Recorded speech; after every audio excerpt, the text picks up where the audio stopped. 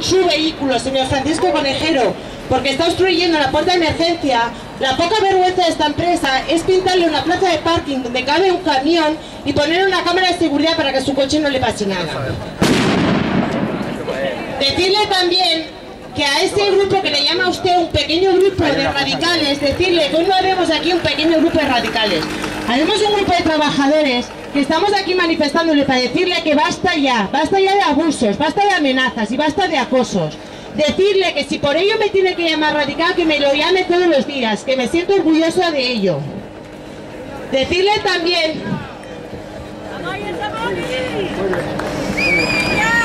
Decirle también que a veces prefiero que me llamen radical por defender todos aquellos derechos que tú nos has quitado.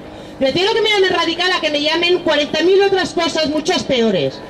Decirle que se le tendría que caer la cara de vergüenza de todas aquellas personas que nos sancionan, que son las que nos deben de dar ejemplo y no lo hacen.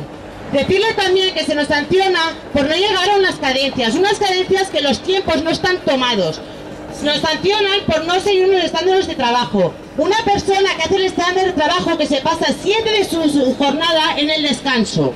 Esto es lo que nos parece una vergüenza. Por ello estamos aquí. Decirle también al compañero de UGT, que ya llegará, decirle que gracias a él se nos ha congelado el salario de por vida. Decirle que él no se adhiere a esta huelga. Claro que no, lo entendemos. Se ha adherido con la empresa. Y decirle, le podría estar toda la mañana diciéndole una y otra y muchas más cosas. Pero solo decirle que esto es el principio, que no vamos a parar, que esta vez ha sido un aviso. Lo siguiente ya llegará. Gracias a todos. A ver, algún representante del Comando Pingüino, si quiere añadir alguna cosita más, no sé, Miguel, como tú quieras, como tú lo veas. Eso de el Comando Pingüino está hasta los putos cojones de las actuaciones de la directiva de Mecaplas y tal.